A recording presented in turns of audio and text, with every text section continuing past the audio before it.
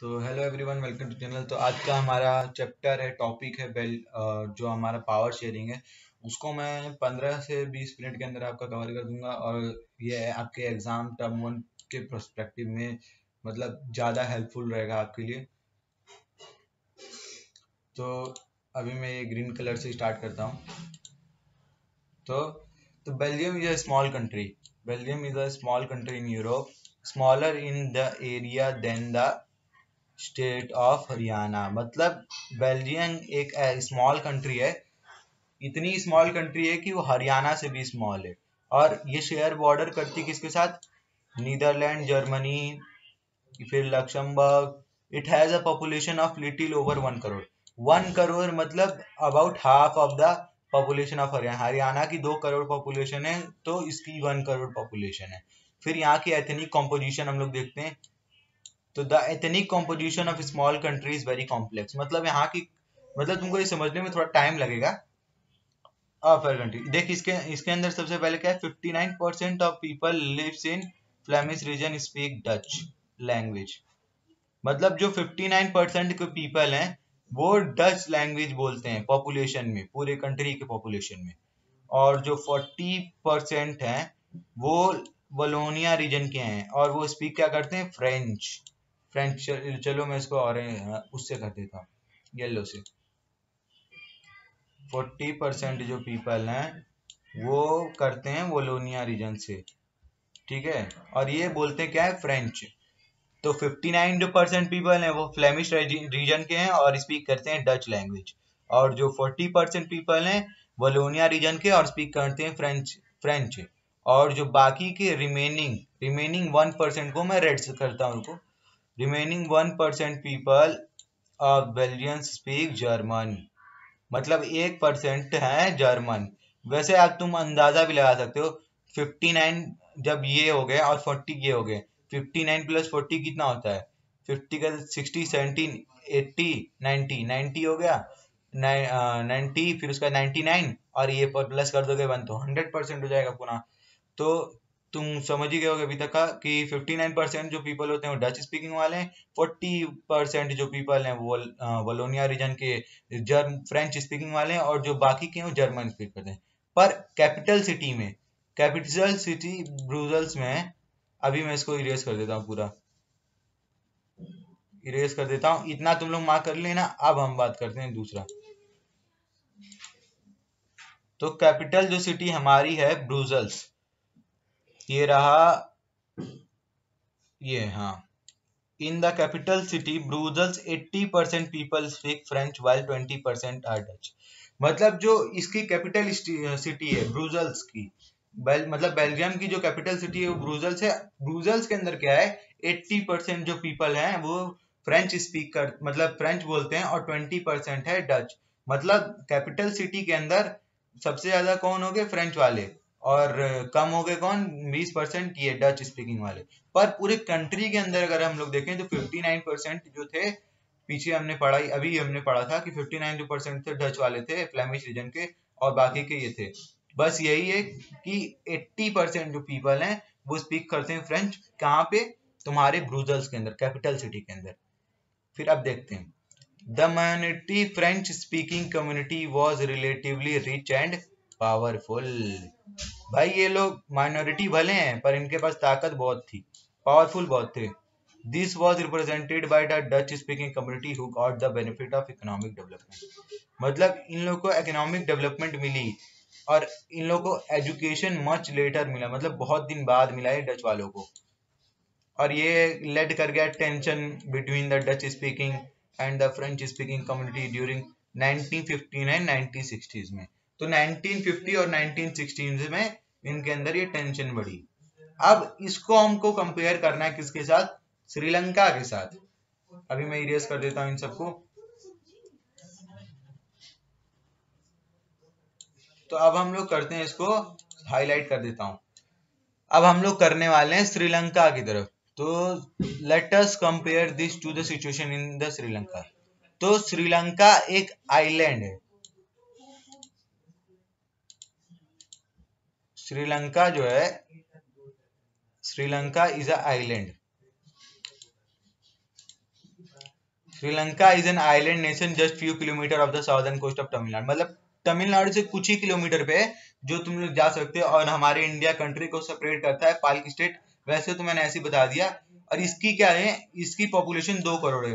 मैंने बोला था ना हरियाणा की, मैंने बोला था ना पीछे की हरियाणा का आधा है उसका पॉपुलेशन, इसका पॉपुलेशन 1 करोड़ था, तो मतलब हरियाणा का 2 करोड़ होगा, इसलिए तो हाफ इन लोगों ने बोला। तो फिर like other nation in south Asia region, Sri Lanka has a diverse population, मतलब इनके पास भी डाइवर्स पॉपुलेशन है। और इनके अंदर का अगर हम लोग देखें तो the major social groups are, देख सिन्हाला पीपल वाले जो है 74% है, ये इनकी मेजोरिटी वाले पीपल है 74% वाले। और जो बाकी के तमिल स्पीकर हैं वो 18% है।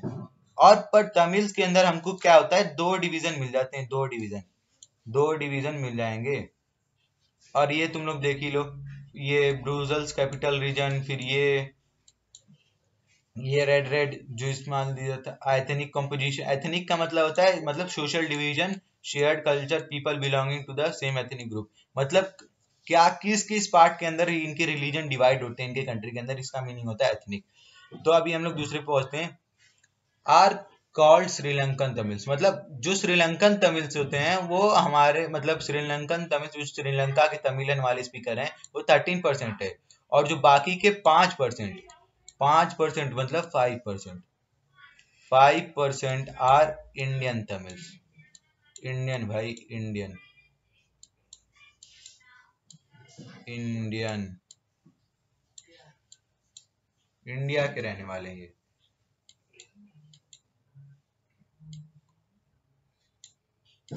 तो ये लो तुम्हारा इंडिया बन गया, इसको इरेज कर देना यार पहली बार। इंडिया के जितने भी हैं ये 5% के अंदर है।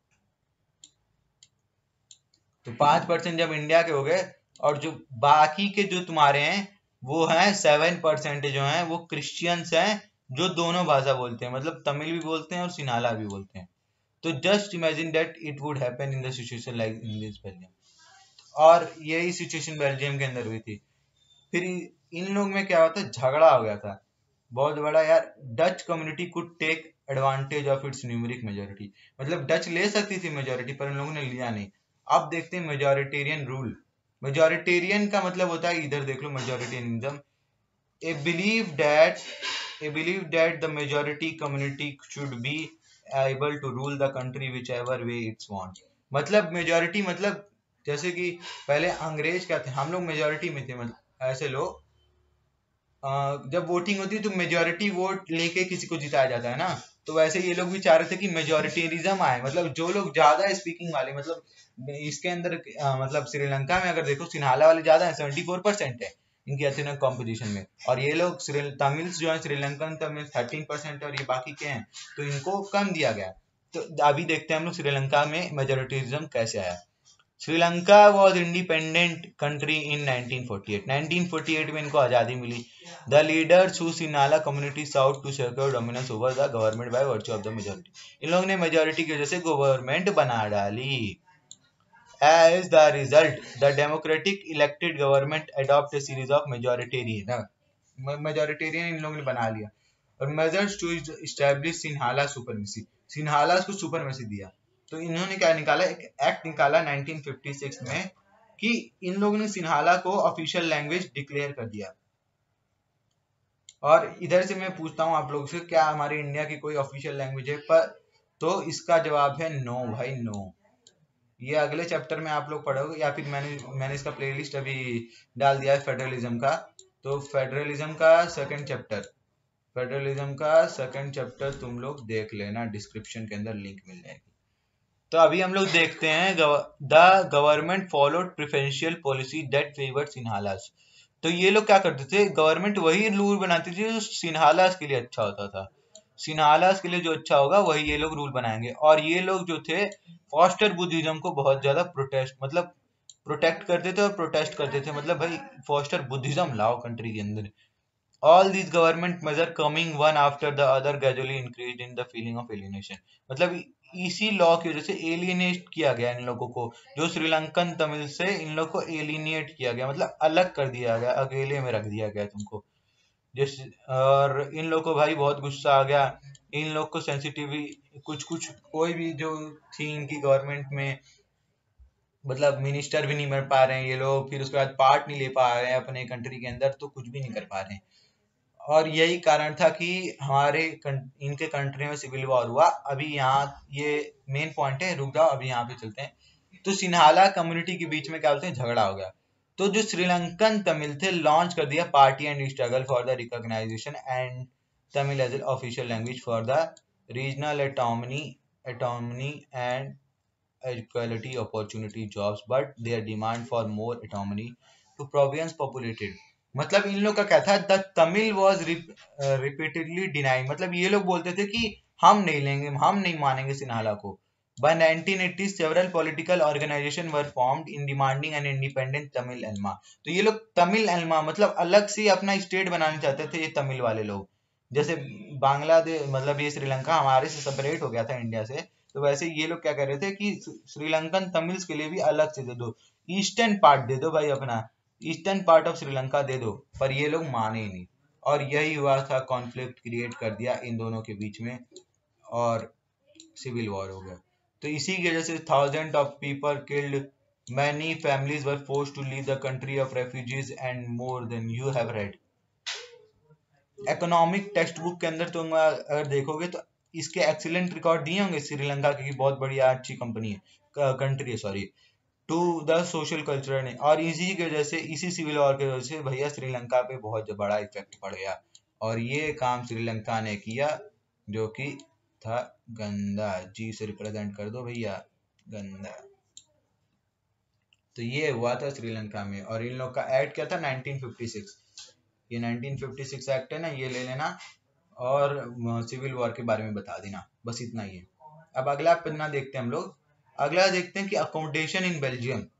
तो बेल्जियम ने क्या किया था जब इनके में ये हुआ था, between 1970 to 1933 they amend to their constitution 4 times, मतलब सॉरी एम्ड अमेंड, मतलब इन्होंने अपने कॉन्स्टिट्यूशन को इतनी बार बनाया कि बहुत बढ़िया सा एक कॉन्स्टिट्यूशन बना लें जिसमें इनको मतलब एक बढ़िया सा कॉन्स्टिट्यूशन मिले जिसमें दोनों का फायदा हो और झगड़ा ना हो। तो इन लोगों ने एक बेल्जियम मॉडल बनाया था। तो बेल्जियम मॉडल के कुछ रूल हैं, बेल्जियम मॉडल के कुछ रूल हैं। सिविल वॉर का भी देख लेते हैं। सिविल वॉर मतलब होता है ए violent conflict between opposing groups with in a country, मतलब कंट्री के अंदर जब लड़ाई हो जाती है तो उसको बोलते हैं civil war.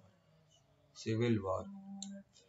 Constitution prescribe that the number of Dutch and French speaking minister shall be equal, मतलब कॉन्स्टिट्यूशन में प्रिस्क्राइब कर दिया कि डच वाले जो मिनिस्टर होंगे और फ्रेंच वाले मिनिस्टर होंगे वो इक्वल होंगे, और इनको पावर भी उतनी ही दी जाएगी।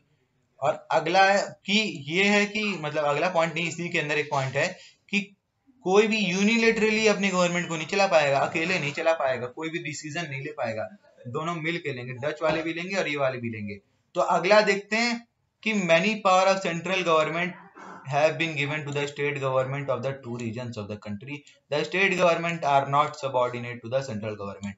मतलब कुछ पावर्स जो थी सेंट्रल गवर्नमेंट की स्टेट गवर्नमेंट को दे दी गई, और जिसके अंदर ये जो गवर्नमेंट थी have been given state government, जो गवर्नमेंट की जो पावर थी इनको दे दिया गया दो ग्रुप्स के अंदर। जैसे आप जानते ही हो ब्रूजल्स में भी था, और इनके कंट्री के अंदर वो था ना, क्या इनके कंट्री का क्या नाम था, क्या नाम था, क्या नाम था, क्या नाम था, देखते हैं वापस से। इस इनके कंट्री का नाम था बेल्जियम, हाँ बेल्जियम बेल्जियम बेल्जियम बेल्जियम, इनके कंट्री का नाम था बेल्जियम। और ब्रूजल्स के अंदर इन लोगों ने बना दिया था भैया अपनी सत्ता, और जिसके अंदर दो पार्ट में डिवाइड थे, दो रीजन में थे। तो इन लोगों ने क्या किया, दोनों ही पार्ट में एकदम बराबर सा बना दिया, पावर डिस्ट्रीब्यूट किया, एकदम बराबर थे। तो ब्रूजल्स है सेपरेट गवर्नमेंट, मतलब ब्रूजल्स के पास सेपरेट गवर्नमेंट थी, अपनी अकेले की गवर्नमेंट थी, जिसके अंदर फ्रेंच स्पीकिंग पीपल भी इक्वल थे और डच स्पीकिंग पीपल भी इक्वल थे और represented in the central government, और इसको सेंट्रल गवर्नमेंट में भी बराबर ही माना गया। अब अगला देखते हैं, ये लास्ट ही तुम्हारे बुक का पॉइंट है। Apart from the central and the state government there is a third kind of government, third भाई लोकल वाली, लिंग्विस्टिक ग्रुप वाली, जो तुम्हारे मतलब एक लैंग्वेज के कम्युनिटी पे रूल करेंगे। तुम्हारी लैंग्वेज के बीच में कोई डिस्क्रिमिनेशन होगा रिगार्डिंग कल्चरल एजुकेशनल, फिर लैंग्वेज के बीच में होगा, तो ये होगा, और यही है तुम्हारा बेल्जियम मॉडल। तो बेल्जियम मॉडल के ये इंपॉर्टेंट पॉइंट हैं और ये मैं अभी मार्क करके तुमको दूंगा, उतना ही पढ़ना, उससे ज्यादा पढ़ोगे तो दिमाग खराब हो जाएगा। वैसे भी तुम लोग पढ़ लिख के क्या ही कर लोगे, पढ़ लिख के लिए बहुत बड़ा कर लोगे भाई, फालतू का पढ़ के तुम लोग क्या ही कर लोगे, कुछ मजा तो आने वाला नहीं। You might find the Belgium model very complicated, it need very complicated. Belgium model भैया बहुत कॉम्प्लिकेटेड बनाया था, और यही काम अगर श्रीलंका की तरह ये भी कर लेते तो इनका भी सत्यानाश हो जाता। अभी तो तुम्हारे union Brussels have chosen at as its headquarter, मतलब यूनियन ने क्या किया, ब्रुसेल्स को चूज कर लिया था हेडक्वार्टर, ये भी बताया। तो इसी के साथ साथ तुम्हारे चैप्टर का हो गया जाता है सत्यानाश। तो राम जी की कृपा से तुम्हारा चैप्टर हो गया खत्म। अब हम इसके मेन मेन पॉइंट्स मार्क कर देते हैं, तो हाईलाइट करने के लिए शुरू हो जाते हैं। अभी पहले इसको इरेज कर देते हैं, मेन मेन पॉइंट्स हाईलाइट करते हैं। चलो येलो में ही करते हैं। तो बेल्जियम एक स्मॉल कंट्री, इतना हाईलाइट हो गया। अब इसका एथनिक कंपोजिशन करते हैं ऑफ द कंट्रीज, तो यहां तक का करो भैया। ओहो, इतना ज्यादा कहाँ हिल रहा है, बस इतना तुम यहाँ तक का पढ़ना, और अलग कलर में अभी हाईलाइट करना है हमको, हरे रंग से करते हैं जो रिमेनिंग के हैं, जो रिमेनिंग के हमारे पार्ट हैं ये रहे। तो ये ग्रीन कलर में इसको भी पढ़ लेना। फिर अगला हमारा टॉपिक था एजुकेशन, ये जो एजुकेशन का पार्ट था 1960s वाला ये था। अब हम लोग देख लेते हैं भैया इनका, इनका मतलब ये हरामी आदमियों का। तो ये हरामी आदमी थे श्रीलंका के,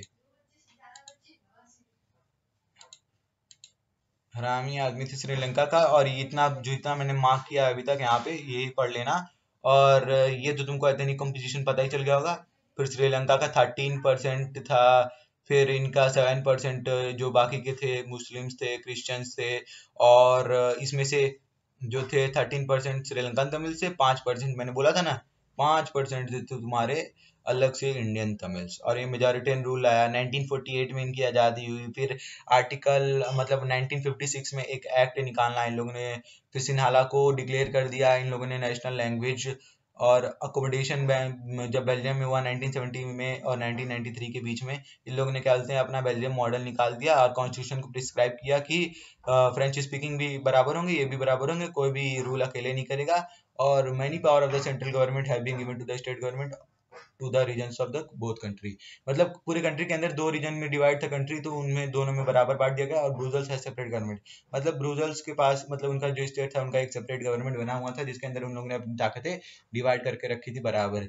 फिर apart from the central bus third state था जिसके अंदर तुम्हारे लिंग्विस्टिक ग्रुप्स आते हैं, कम्युनिटी गवर्नमेंट आते हैं, ये सब आ जाते हैं। और यूनियन मतलब Brussels was chosen at the headquarter, मतलब ब्रुसेल्स को चूज कर लिया था इन लोगों ने headquarter. You might find the Belgium model very complicated for even for building, but these agreements have worked well so far. They help to civics certify that to communities. बस इतना तक का है तुम्हारा ये चैप्टर का सत्यानाश हो जाता है। बाकी के जो अगर तुम लोग को इन सारे क्वेश्चंस के आंसर चाहिए, इन सारे क्वेश्चन के आंसर चाहिए तो निकाल भी लोगे तुम लोग। ये कौन से चैप्टर में, फॉर्म्स ऑफ, हाँ ये पार्ट भी है तुम्हारे पास, तो रुक जाओ ये पार्ट भी कर ही लेते हैं। तो ये पार्ट है इन द मॉडर्न डेमोक्रेसी, मतलब पावर कैसे डिवाइड होती है। तो पावर्स यार डिफरेंट गवर्नमेंट्स के अंदर डिवाइड, जिसमें लेजिस्लेटिव आ जाता है, एग्जीक्यूटिव आ जाता है, डिजिट आता है। तो इसी को हम लोग कहते हैं horizontal power of division, horizontal power of division. तो ये जो लेजिस्लेचर होता है ये लॉ बनाता है, और एग्जीक्यूटिव क्या करता है, लॉ इम्प्लीमेंट कराता है, देखता है कि कोई लॉ का पालन हो रहा है कि नहीं हो रहा है। फिर जुडिशरी करता है, कोई भी लॉ अगर किसी ने फॉलो नहीं किया, मतलब अभी कोरोना का टाइम चल रहा है तो तुम लॉकडाउन के अंदर बंद हो गए, किसी ने फॉलो नहीं किया तो इनके ऊपर भैया चार्ज लगेगा, जो जुडिशरी लगाएगी और तुम्हारे लग जाएंगे एल। और बाकी का है कि डिफरेंट गवर्नमेंट लेवल्स के अंदर होता है, जिसके अंदर आ जाते हैं हमारे सेंट्रल गवर्नमेंट, रीजनल गवर्नमेंट, और सेंट्रल गवर्नमेंट में जिसमें फेडरल स्ट्रक्चर है हमारे गवर्नमेंट का, जिसमें सेंट्रल गवर्नमेंट, यूनियन गवर्नमेंट या फिर मान लो, फिर उसके बाद स्टेट गवर्नमेंट आ जाती है तुम्हारी, फिर उसके बाद रीजनल गवर्नमेंट आ जाती है, power sharing government, political parties, pressure groups, movements, ये सब जितने भी हैं ये सब तुम्हारे उसके अंदर आ जाते हैं। पावर में also be said among different social groups, मतलब सोशल ग्रुप्स के अंदर भी तुम्हारी रिलीजियस लिंग्विस्टिक ग्रुप्स के अंदर जो है कम्युनिटी गवर्नमेंट इन बेल्जियम, मतलब गवर्नमेंट के अंदर बेल्जियम मतलब ताकतें तुमने अपने दे रखी हैं। तो तुम्हारा जो होता है डिवाइड होता है मतलब पावर शेयरिंग। तो फॉर्म्स ऑफ पावर शेयरिंग में तुम्हारे सिर्फ यही आएंगे, एक आएगा एच से हॉरिजॉन्टल और एक आएगा वर्टिकल। तो हॉरिजॉन्टल में ये आएंगे तुम्हारे सबसे पहले लेजिस्लेचर कॉमा एग्जीक्यूटिव, फिर उसके बाद आ जाएगा तुम्हारा जुडिशरी, बाप दादा का आदमी, और इसके साथ ही साथ तुम्हारा ये चैप्टर का हो जाता है सत्यानाश। तो तुमने चैप्टर का हर चीज चाट लिया। पढ़ने के बाद, ये वीडियो देखने के बाद तुम लोग अपनी क्लास बुक उठाना और ये पूरी बुक चाट डालना, समझे क्या? और इसी के साथ हम लेते हैं आपके साथ अलविदा, बी वाई बाय।